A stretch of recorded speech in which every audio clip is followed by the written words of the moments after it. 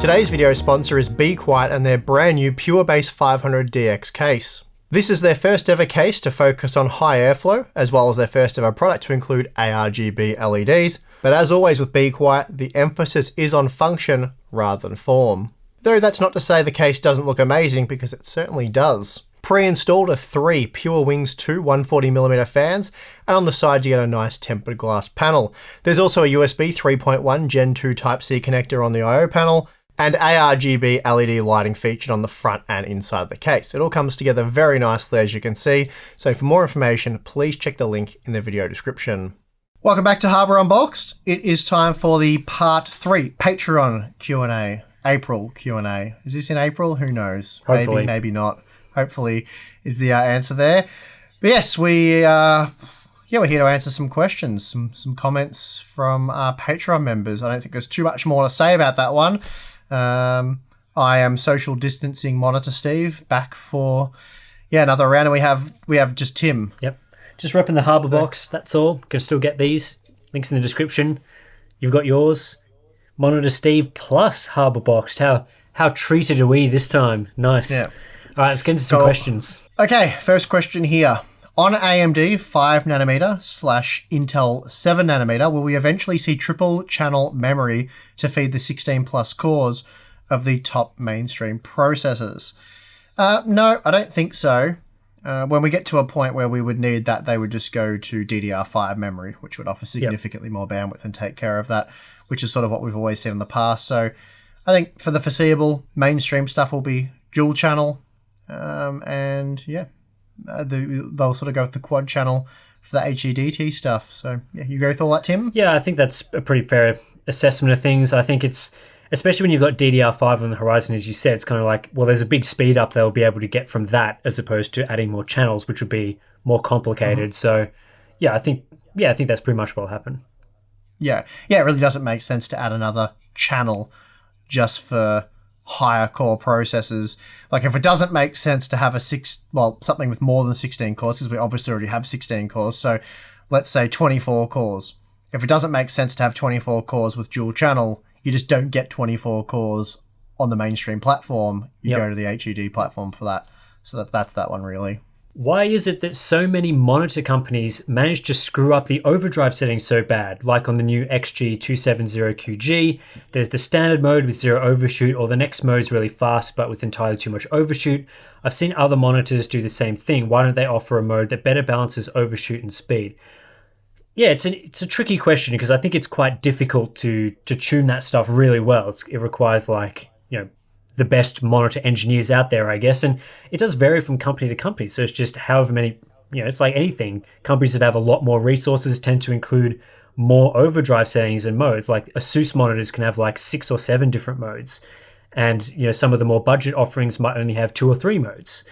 So I think that is partly to do with it. Sort of, there's companies out there that know the technology better and can use it better, and there's just some times where maybe they've ported settings over from another monitor, maybe they've gotten specifications slightly incorrect, or maybe they are targeting different things. Maybe in their minds, they want a no overshoot mode, and that's what they target, rather than maybe a little bit of overshoot at a slightly faster speed. So yeah, there's all sorts of different approaches there. It just seems to vary a lot from monitor to monitor. It's just a thing that, I guess is why it's worth reading reviews for that sort of thing, so you can figure it out. A bit like with VRM testing. Companies aren't just going to tell you how their VRM performs, but there's lots of differences even with the same sort of panel. So yeah, ideally I'd like everything to work perfectly fine, but yeah, it seems to take a bit of work. Next question here. Given the claims at Userbenchmark, how silly am I for getting a 3900X and a X570 board as opposed to an i3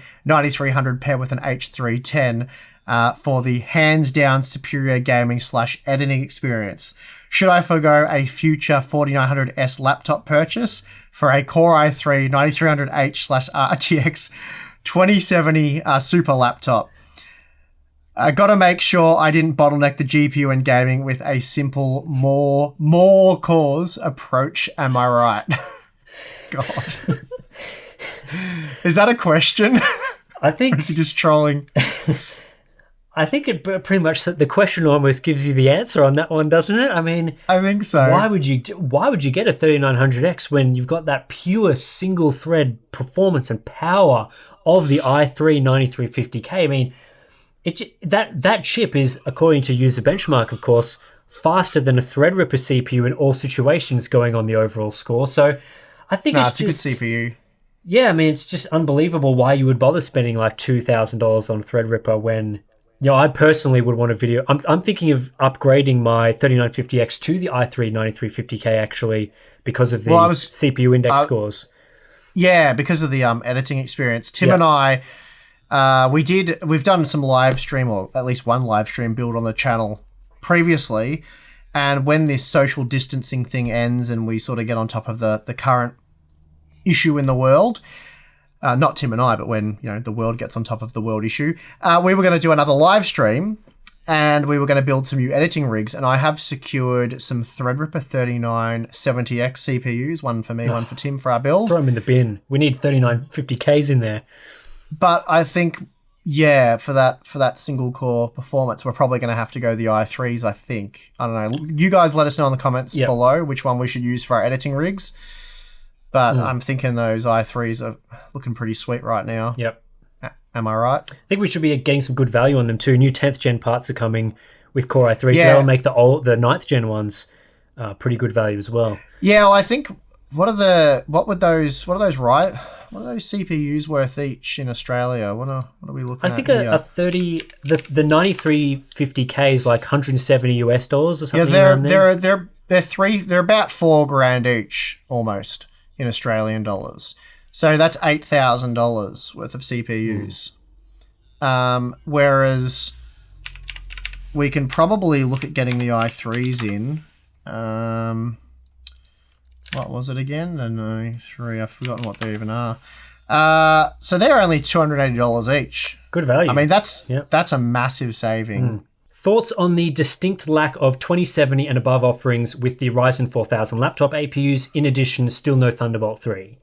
This is something that gets talked about a lot in the comments of some of the latest laptop content that we've been doing, and a lot of people like to sort of pull out the conspiracy theory with this one that sort of Intel are paying OEMs to use 2070s with their laptops and sort of restricting AMD from being in higher end laptops or something like that. That's the conspiracy theory, at least.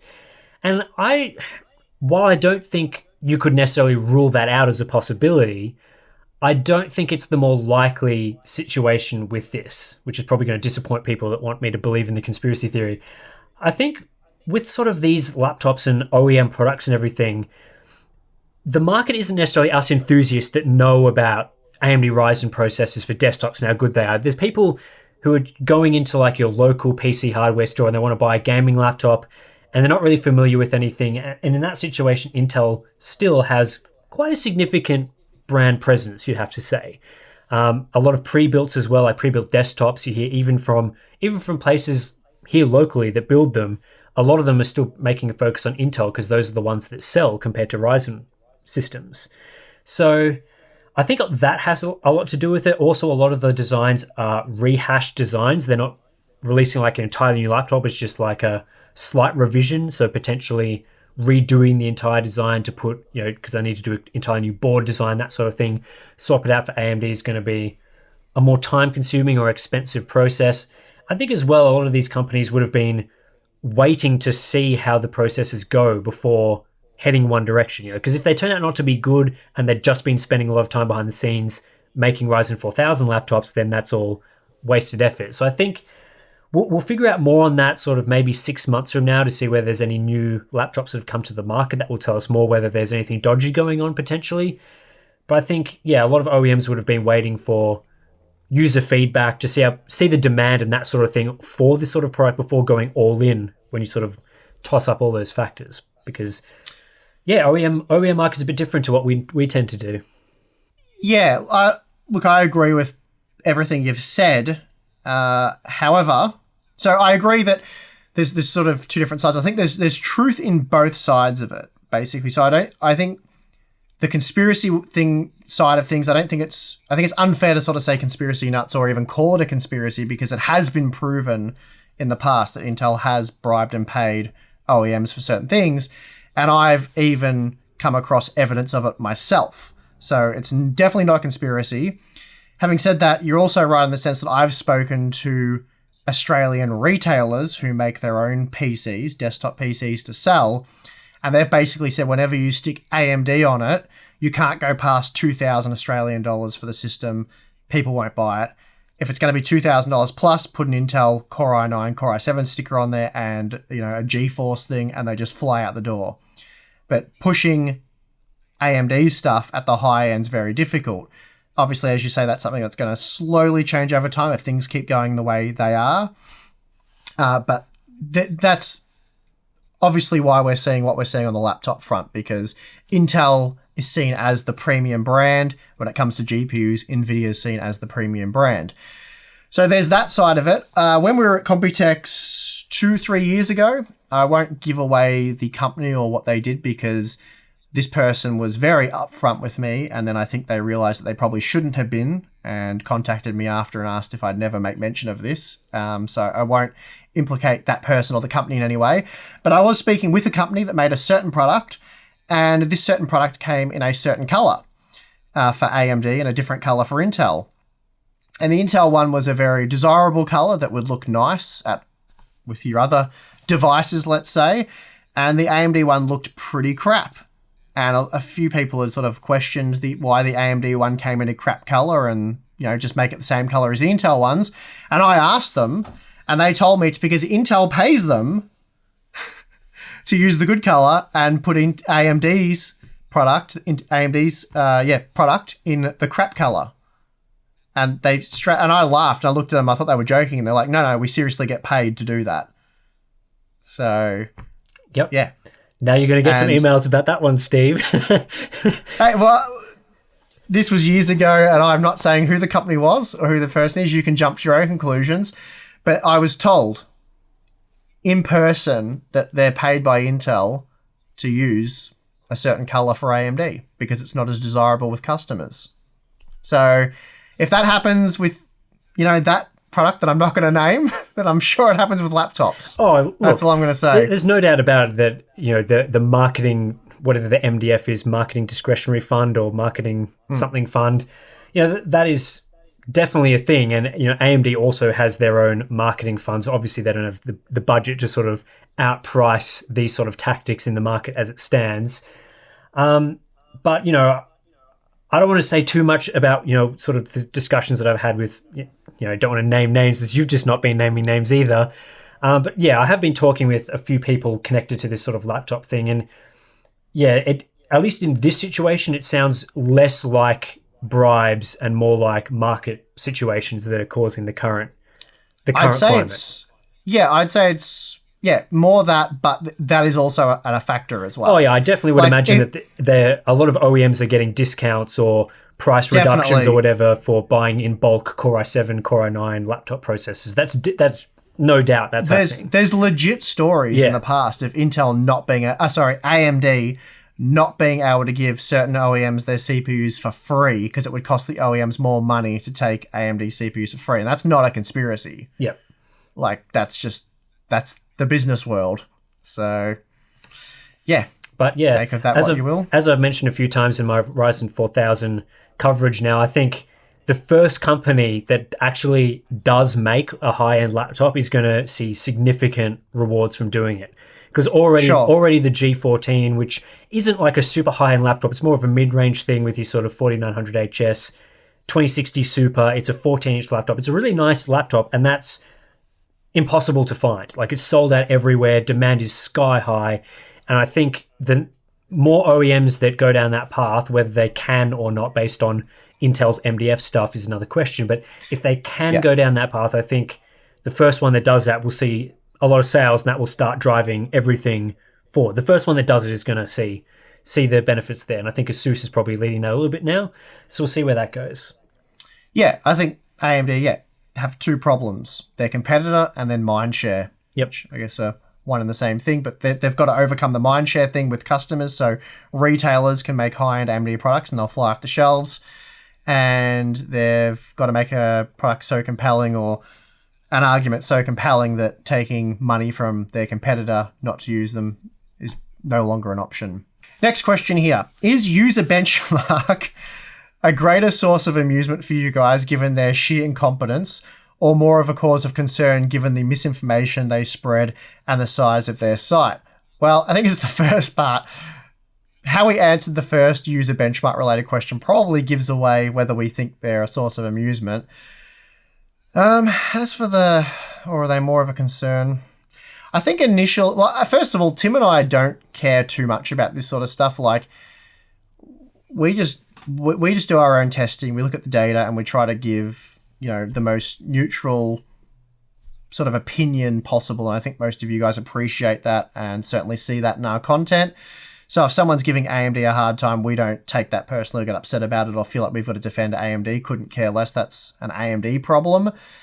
But then there's the misinformation and, sending people in the wrong direction or, saying that they don't get the best bang for their buck for that commonly used phrase.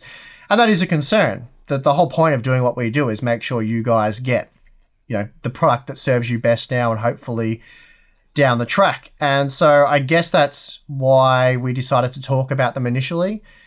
But it's gotten to a point now where they've just become, I think it's fair to say, just such a joke. No one's taking them seriously anymore. That, they're still gonna, because they SEO spam so well, they've been trying to do that on YouTube, mind you, but YouTube's a different animal to the Google search, so they've been less successful on YouTube so far, and I don't think they'll gain traction here because there's no face to it, there's no credibility behind it, so I think they're going to fail on YouTube. So they're still going to capture people, though, with their website, which isn't great, but I think they've just, as I said, become such a joke at this point that it doesn't matter too much. I mean, they've been banned from r/Intel and r/hardware on Reddit, and that's pretty shocking. Yeah, I think, initially when we sort of looked, like, it was not really a thing before the weighting change that I never even considered anything about them. I was just like, okay, whatever, they're just a site. And I always thought, because it's user data and all the sort of concerns that we originally brought up, it's not a site that's really worth using, but they're there, they exist, whatever. Yeah, and I think sure. Over time, it quickly became, wow, this is actually really concerning, some of the things that they're doing on this site. To now, it's kind of like, well, they destroyed their own reputation by changing the weighting and not giving a reasonable explanation for it, and then continuing to update the site with very strange statements that we pointed out in things like News Corner on our Twitter feed. People have been bringing them up, and every time anything on Userbenchmark happens anymore, it's like, let's get Hardware Unboxed involved on this. And it's always like, all right, here's another Userbenchmark thing to comment on. But yeah, I think since they've now been banned from Reddit, it's basically like their reputation is gone. Like, once you're banned from there, and all the discussion online, if you Google them, is like how not reputable they are. It's kind of almost a solid thing now. If we got banned from Reddit, it would honestly have virtually no impact on the channel. So getting banned from Reddit doesn't really hurt their website. It certainly wouldn't hurt our YouTube channel. Our traffic from Reddit's not substantial compared to the actual views we get. I think we did 5 million views in the last 30 days, and a very, very small single-digit percentage of that would have come from Reddit. The thing with Reddit is more the credibility of the site. Yeah. They're sort of in the community, right? Like the word of mouth type thing. It's getting around that. It's just even people from, Intel fans are just looking at it, shaking their heads going, what are these guys doing? And a lot of our testing, how we test, at least some of it, is based on user feedback. So I think we sort of, are more user-based than they are. If we just went, no, Assassin's Creed Odyssey, because it uses a lot of cores or because it performs well on core-heavy processors, I'm just throwing out a random example, by the way, we're just going to test with just that game and maybe one other game that sort of confirms what we're trying to push. Maybe, Battlefield 5 or something. They're the only games we're going to test with, like CSGO, Fortnite, PUBG, all those games that don't particularly work well on, PUBG in particular doesn't work well on AMD, so let's not use it. If we started doing stuff like that, you could be justified in saying, it's an AMD biased site and they're AMD fanboys. But you guys want those games included, so we include them. That's why we go about doing things that way. But their gaming benchmarks where they're saying, AMD's no good, I think they use Fortnite, but it's a really dubious Fortnite test they use. Grand Theft Auto 5. What's the other game? There's basically they PUBG, use like CS:GO, and Overwatch. I think are the other three. It's a combination of some old games or just very poorly optimized games, and that's what they base all their gaming performance metrics on, which is just hilarious in 2020. Yeah, I mean, everything they say. Not to spend too much time talking about Userbenchmark, because I think everyone knows they're garbage. But I think part of the reason that they were justifying that is, these are the most popular games on PC, and fair enough, they're testing some of the most popular games. There's no doubting that a lot of those games are popular, but you can't go then make sweeping statements about the performance of a product if you're only testing on a section of use cases. Like you can't claim that like CPU X is better than CPU Y based on the most popular 5 games on the market, when actually in everything else or other games and other use cases it's inferior. Like it's just, and where it becomes silly, you need to have a very representative sample with some of those games, some other games. That's how you can make more generalized statements like that being accurate. Yeah, exactly. And if you use Grand Theft Auto 5 as an example, and we made the joke about the Core i3 before, because the program will get away with 4 threads, and if they're clocked high enough, and that game was designed to take advantage of Intel processors, let's say, that they will perform quite well in those lightly threaded games. But the Ryzen processors aren't bad in those games. Like, you still get very, very playable performance. But then if you go and grab a Battlefield 5 and try to play online multiplayer or something, the Ryzen processor is going to perform just as well as it did in Grand Theft Auto 5, whereas the Core i3 is going to be a complete stuttery mess that's unplayable.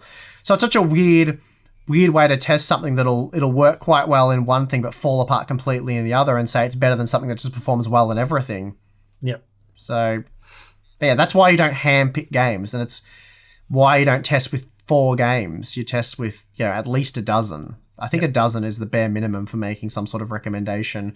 And I think it's good to have a balance of older games and newer games. But anyway, as you said, we've probably talked about these guys way too much. Yep.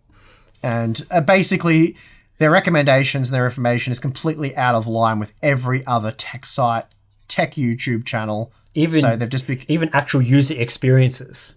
Because you see people on Reddit, like, in the comments being like, I don't think a 9350K is like 2% behind my 9900K. Like, it's just not how it works. No, it's not how it works. So I think people have cottoned on now, and they've, as you say, they've destroyed their own credibility. No big loss. Let's move on. All right, next one here. Nick says, GPU manufacturers like to sometimes say if you apply too much pressure, you can crack a GPU die. In your experience tearing down GPUs for B-roll for those PCBs, have you ever cracked a GPU die upon reassembling a GPU? Personally, last time I've heard of someone cracking a die was back in the day before CPUs had heat spreaders and the CPU die was fully exposed.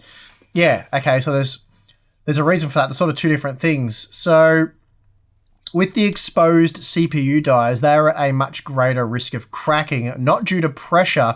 Well, pressure that you're talking about, it was uneven pressure. So as you know, when you put on a cooler onto a CPU, first of all, the block is a much smaller surface area typically compared to like a long graphics card cooler. So, and when you clip it onto one side of the slot, you sort of roll it over the CPU to put it down on the other side, and that creates pressure or an uneven amount of pressure on one of the leading edges of the die, which tends to crack the silicon. With a GPU, the reason why that's not a problem, well, they do have the little bridges around the GPU die to help minimize that excessive pressure or uneven pressure. But because the cooler is so long, you generally lay it down quite flat, so it goes on flush. Flip it over and you put the screws in, you rotate as you do the screws up, so it's not a problem. You're not rolling it over the die, which is what used to happen with the CPUs. And they also didn't have the little shims around the CPU to help avoid that problem. But as for can you crack a die with too much pressure, I mean, you certainly could. I don't know if you could really apply enough pressure to crack it with the CPU, with the screws that are supplied, even if you pad them out. I think you'd always snap the threads of the screws before you could apply too much pressure if you were doing it evenly, let's say. Having said that, I think where you would probably run into problems is when things heat up and expand. There may be a greater risk of cracking then.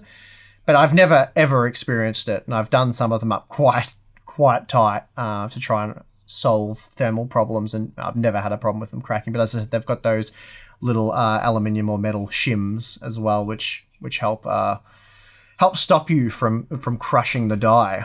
Do you guys ever encounter coil whine when testing motherboards? For example, my Gigabyte X570 Aorus Pro emits quite a loud whine with my 3900X on full load, and this appears to be a common enough issue that I don't believe it is quality control. This is another thing that we talked about in the live stream that we just did. We talked a little bit about the sort of power issues that you might face. So I think you had some good insights on this one. Yeah, I rambled on for quite a bit. I'll try and condense my ramblings. Not always easy for me, as you know. But little personal story on this one. So I've got a mate who had an RTX graphics card, a Gigabyte one, which I actually had before him for some testing, and I used it quite extensively, very close to me. The box was sitting on the desk, so the card was like feet from my ears. And I was stress testing and doing all lots of different things with it, gaming and whatnot. Not a single problem. Give it to my mate. He's had it for mere hours, and he rings me up complaining about just screaming coil whine. He said he had a GTX 1080 before the RTX 2080, and it made a little bit of noise, a little bit of whine, but he said the RTX card just screams, really high-pitched coil whine, very, very irritating. So I said, I wonder if something's gone wrong with it. That's strange. So he brought just the card back to me. We put it in the test system, and it was no electrical noise or anything at all, just completely dead silent. So he felt a bit silly and was a bit annoyed. He took it home, it started screaming again really loud. So I thought maybe it's your power supply. Maybe there's some issue there with your power supply, or maybe the motherboard, but probably the power supply. So he brought the whole system to my house. We plugged it in, dead silent, not a noise, nothing out of it. It was perfect. So then it became pretty obvious to me that it was an actual power supply issue was in from the wall at his house, and he lives in a very old housing estate in a sort of an area that's been built up for a very long time, whereas I'm in a new housing estate, so maybe it was something to do with that. Not sure. Certainly not an expert on that. Just random theories here. And I suggested to him that he get a UPS that does cleans up the power coming in, basically filters it. And I don't know. Unfortunately, I can't complete this story. I don't know if he's actually done that yet. I'll have to see if he has. I don't think he has yet. But I also use UPSs at my place, but with or without the UPS, it's fine. No coil whine. So basically, taking all that into consideration, testing for coil whine is very difficult because we often review products, motherboard, graphics card, and people sort of say, oh, I've got that one and it has really bad coil whine. What did you find? And I almost never run into coil whine at my place. I have heard it on certain products before, but it's very rare. So yeah, hard to test for though. You'd sort of need a known area that has, like my mate, that has this problem to sort of test hardware there to see. Obviously, some things are more sensitive than others, lower quality filtering or whatever. Yeah, it's an interesting one. Next question. Are there any insights into why Nvidia switched from 1070 Ti to 2070 Super, as the change from Ti to Super seems to have caused more confusion in the market than was necessary? I think this one has a pretty simple explanation. It's just that they had the RTX 2080, they had the RTX 2080 Ti, and they wanted to put a product in between those two. But they'd already used the Ti name, they didn't call it a 2090 or anything, so what's the obvious solution to that? Super, of course. Well, they could have made it 2080S. That would have been much more obvious and sensible. But no, entire new name into that product stack, which, does create a bit of confusion, creates a ripple down the stack where you've got 2070 Super, 2060 Super, all that sort of stuff. So not great, but I think that's pretty much the reason why they went with that. With Intel laptops pulling 135 to 150 watts from the wall and the AMD 4900HS only 65 watts, I saw a claim that AMD can perform the same on both AC and battery, but Intel wouldn't be able to run at maximum boost when on battery because it would damage the battery cells. Is there any truth to this? Yeah, I think pulling 150 watts out of a laptop battery is probably not advised, although I don't think it would actually damage it. I think it would be possible. But if you're talking like a 100 watt hour battery running at 150 watts, you're draining it in like, 30 minutes, 40 minutes, something around there. I'm not an expert on this, but the faster you drain those batteries, the hotter they get. Yeah. And I believe it, I'm based on my experience with power tools, it will kill the batteries faster. I generally have batteries that I use on circular saws and then different batteries I use for drills. Circular saws drain them much quicker. Same battery, I just try not to mix them too much. And the power saw ones always die well before the drill batteries. And they get a lot hotter. Like you pick up the package and they're hot, whereas the drill ones never get hot. Yeah, probably not a good idea. And that's probably why they don't do it. They don't run at maximum boost. As for, can they run at both the same on both AC and battery? I mean, yes, it would be possible to do that. But I think a lot of the time OEMs choose to sort of limit that because, if you are consuming 65 watts of power on a 100 watt hour battery, is going to be drained in like an hour and a half or a little bit longer than that, which is not great still. So a lot of the time they'd limit that down to a lower TDP anyway, just so that you get better performance. I think with this generation, it would be possible to definitely get better performance on battery because it's more efficient, and maybe they'd allow you the option to run it at full power. So there would be an advantage there. But I think we're still going to see throughout a lot of these laptops, particularly the H series stuff that is those high consuming types, that will still be getting a limited amount of performance on battery. So not something I've looked into a lot with these new laptops. Tend to stick to AC performance because I figure if you're video rendering or something like that, you're probably not going to be on battery most of the time. Doesn't make a lot of sense because it's a lot slower. So yeah, interesting stuff to look into though. Steve, if you overclocked your DeWalt tools, how many sheds could you make in a day? Believe me, the DeWalt tools are not the bottleneck. Next question. Can heat coming from the GPU damage a PCIe SSD slotted directly under the GPU in the long run? For example, 970 Pro sitting in the top M.2 slot on a B450 Aorus Elite directly under an 80 degrees Celsius GPU. Well, as we've said many times when this sort of stuff comes up, we're not storage experts, but I think there is the potential for that to happen. The example I'm about to give, anything could have gone wrong, but I actually had a 970 Pro 1TB SSD that I was using in my main rig, and I was just about to back it up. I can't remember what we were doing. I remember I was going to meet with you or something, Tim. I was backing it up to put it into my laptop. Yeah, I remember this. Yeah, and I went to clone it, and I hadn't taken it out of the M.2 slot, it was still my main rig, and it was about halfway through the cloning process, and the drive died, and I removed the graphics card, and it was super hot, like scorching hot, the SSD. Seemed hotter than what they're meant to run at.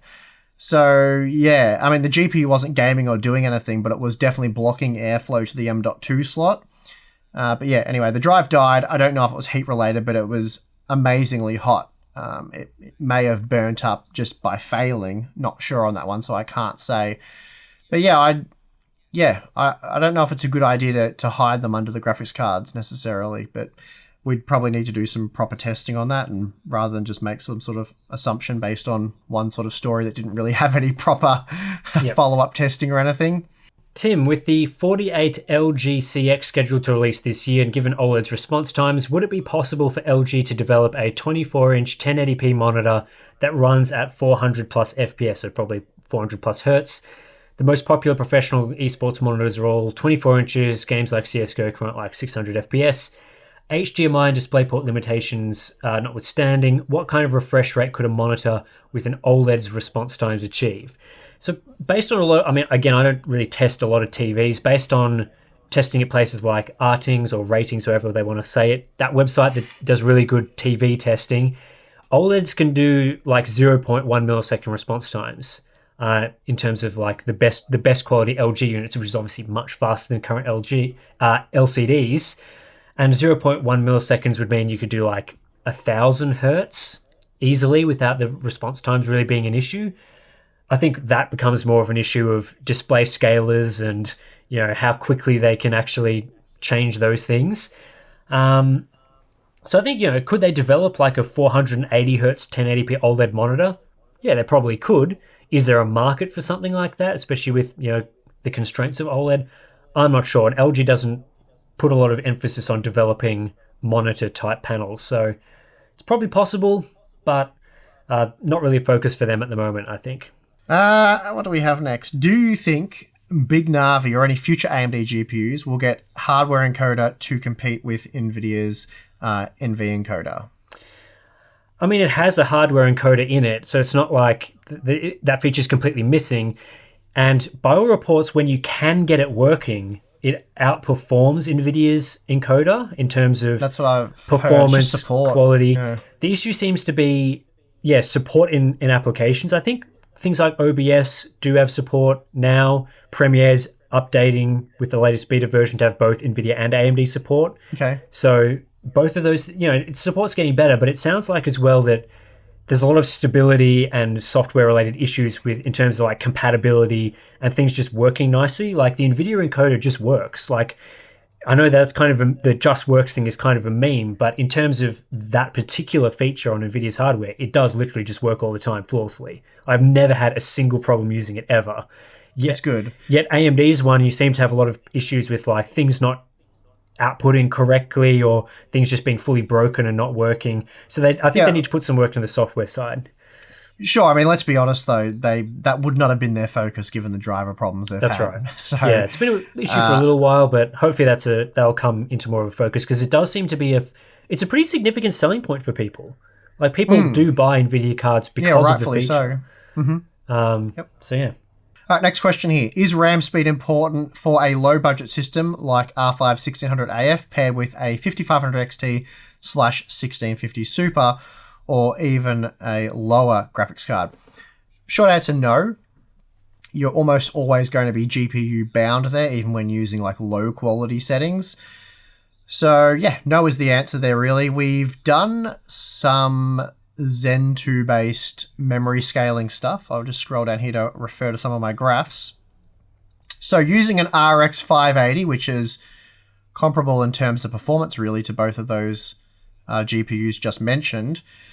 So in Assassin's Creed Odyssey 1080p medium quality settings, you're looking at around 70 FPS on average, and you will achieve that with DDR4 3000 CL16 memory or DDR4 3800 CL16 memory.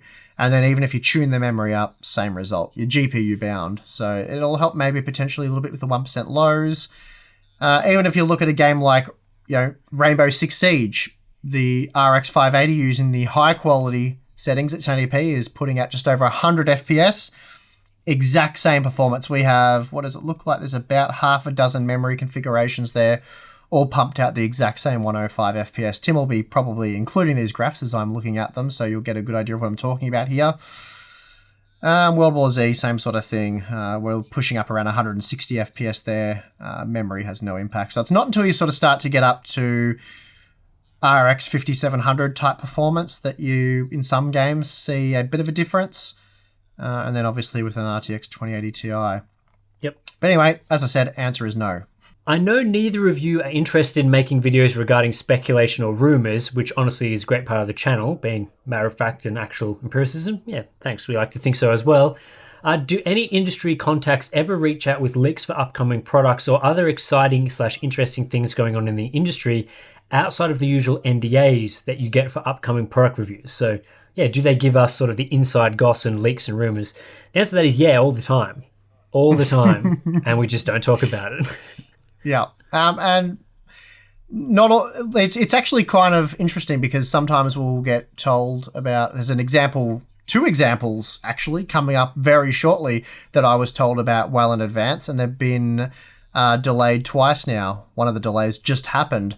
So had we come out with that information months ago and said this product's coming out on this date and it's going to have this, this, and this, and then a few of those things maybe get changed, it gets pushed back, it makes it look like everything was wrong or you were making it up or whatever. So things do change. We've seen that in the past with other leaks. So it is it's a difficult business being a leaker. Many challenges there, but yeah, as we sort of saw with Zen 2, things like pricing and that, they can be moving right up till the release. Things can get quite often delayed. We get told about all kinds of things on the down low. And because Tim and I, as you just said, we don't really cover at all. We try to avoid it as much as we can talking about it, as you guys have probably noticed in the Q&As, talking about speculations and rumors and all that sort of stuff. We actually get told a lot more. Like, people are very upfront with us and sort of say, okay, you can't say this is off the record, but this is happening. It's like, okay, that's interesting. Kind of annoying. I almost tell people, don't tell me, because I don't want to talk. It's of no value to me anyway, and I don't want to accidentally say something or confuse it with something else. So often when someone says, oh, I can tell you about this, I'm like, don't worry about it. Don't care. Like, yeah, let's just stick to what we can talk about. Sometimes it helps with planning content in terms of knowing, like, this product's launching then, so we can sort of think, okay, in 3 weeks, 4 weeks, we'll need to clear out some time to talk about that. But apart from that, it's like, yeah, a few incidental, interesting things. And it's always interesting when you know stuff based on, like, factual leaks, what gets published in the media and, like, what stuff comes out and whether factual stuff is actually being leaked. It's, interesting sometimes. Yeah, and again, we've talked about this before. I don't know if it's just because we like the facts and the hard data, or what it is, but the rumors and speculation, or even like the leaked information, or when someone tells us something, it doesn't really excite me. I'm like, oh yeah, that's interesting, or I'm looking forward to testing that. I don't know if it's because I deliberately try not to get excited about it or hyped for it, because that can lead to, possibly influencing the reviews, or, misconceptions or expectations about the product. But I just think, oh, okay, that's good to know that's coming. I'm looking forward to getting that in hand so I can test it and actually tell you guys what the real deal is with the product. So, Tim and myself, when we go to Computex, and we've had some funny stories at Computex, like the 32-core Threadripper CPU we were pretty much told everything about that before the event started, a few days in advance, when we weren't meant to be told. We met up with an engineer from a company, certainly not going to say the name, and they just blurted out everything. They're talking to Tim and I like we know about it. Tim and I, they sort of said, oh, what are you expecting to see at the show? And we're like, oh, yeah, we're hoping for this, this, and this. And they're like, oh, are you really pumped for the 32-core processor? And Tim and I looked at each other like, what? That was a good time. And then he's like, told us everything about it. That was quite funny. Tim and I kept looking at each other, and he was just, it was like it definitely wasn't under any kind of embargo or NDA information. He was just like blurting it all out. So engineers get excited about stuff. They just want to talk about how good it is. Yeah, he was very excited. And then Tim and I were just nodding like, we know all about this. But anyway, things leak. So, but we don't leak them here. I think we've got the final question coming up. Final one for this Q&A series. When will we reach the point of diminishing returns when it comes to increases in the number of cores and threads? You did a bit of research on this. Oh, yeah, I mean, hard to say for sure. There's Amdahl's law, so there's a formula for working out sort of the maximum improvement particular components can have on a system. I think looking at that for sort of heavily parallelized workloads, stuff that can, utilize a lot of cores up to a fairly high efficiency level, I'd say around 256 would sort of be the sweet point there. Sort of after that, it seems like you would be reaching a point of diminishing returns. How true that turns out to be, I don't know. We'll find out. Obviously, there's super high-end computers and stuff like that, but Tim and I don't test those things, and they're not really... It's hard to go off that because they use very specialized software that's obviously designed to take advantage of those high core counts. When we'll see Adobe Premiere using 256 cores, I'm not sure. I don't think it's anything we have to worry about at this point, basically. We're trying to get software heavily utilizing our 16-core, 32-core, 16-core, 32-thread, rather, processors. So worrying about those extreme high-end ones is a worry for another day. All right, that's going to do it for part 3 of the Harbour Boxed Q&A, the Harbour Box Patreon Q&A. Nice. Just drop that merch. Get the merch links in the description. Get the limited time only meme merch. But yeah, that was a lot of fun, really. Yeah, good questions, good discussion. It's a bit, as we said sort of last time, it's not as good doing it this way, but at least we can still do it. I think it comes over sort of viewing it back. It worked out quite well last time, so hopefully that's the case again and all the audio and everything went smoothly. Yep. But yeah, a lot of fun. Appreciate all our Patreon members for their ongoing support, really helping the channel out, helping us get new hardware and stuff for testing and all the kinds of things that the Patreon backers do. But yeah, other than that, I'm pretty worn out at this point. I don't know about you, Tim. Yeah, pretty tired. It's been a lot of filming, live stream, It's been a long Q&As, all that sort of thing. Yep. But yeah, it's been good. Always good to get on and have a chat and talk about all the latest things, answer some of your questions. You guys always come up with some pretty interesting things for us to talk about. So not too much crystal ball this time as well, which was good. Yeah, it's actually probably the least amount of crystal ball we've ever had in our Q&A series. That's nice. Still in the post, my crystal ball, unfortunately. Might not get any good predictions until then. Yeah, they're bogged down with the mail system at the moment, so it might take you a while to get that one. Hopefully it's not broken, damaged. Well. Anyway, I don't think there's too much more to say on this one. So again, thank you to all our Patreon members for their support. If you'd like to join, you can go to the link in the video description. There's a heap of cool perks there. So check that out if you are interested. And subscribe, the YouTube stuff that I often talk about. And I think that's going to do it for this one. So thank you very much for watching. If you made it to this point, you are a true Harbour Unboxed fan. There you go. Nice. All right. Let's end it. Come on. I'm your host, Steve. I'm your host, Tim. We'll see you in the next one.